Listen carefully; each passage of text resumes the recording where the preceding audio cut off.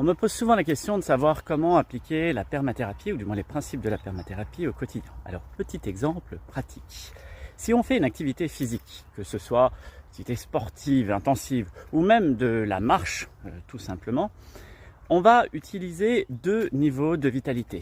La vitalité de l'action et la vitalité du quotidien. Ces deux vitalités, elles vont nous permettre de nous mettre en mouvement, d'agir et de courir peut-être 1 km, 2 km, 5 km ou de marcher autant si c'est en marchant. Lorsque je vais utiliser ces deux vitalités, ce qui est intéressant de savoir, c'est comment je vais les récupérer une fois que je les ai utilisées. Et c'est là qu'il y a tout l'intérêt de se poser la question, tout simplement parce que la vitalité de l'action et la vitalité du quotidien ne se récupèrent pas de la même manière. La vitalité de l'action, elle va se récupérer en ayant une activité d'intensité inférieure et uniquement de cette manière-là.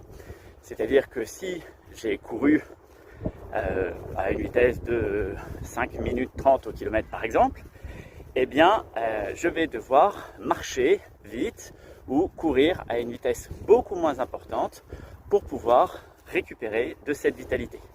C'est d'ailleurs ce que font la plupart des coureurs qui font du trail ou de l'ultra trail.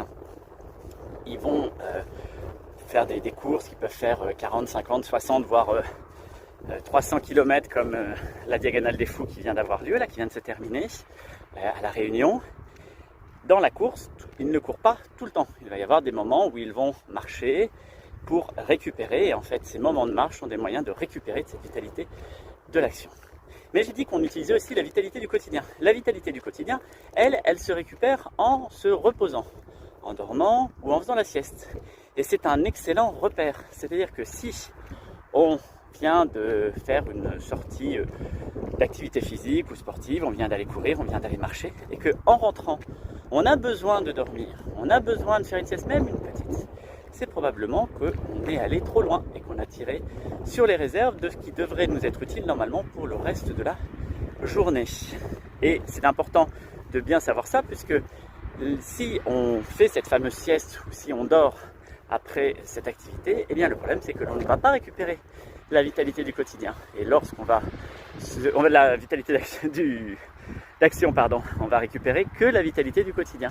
Et lorsqu'on va vouloir se réveiller et repartir pour d'autres activités, ça va être lourd, ça va être difficile, et c'est là qu'on va prendre des artefacts comme le café ou comme des stimulants parce que j'ai besoin de vitamines pour me stimuler. Donc attention à bien savoir quel type de vitalité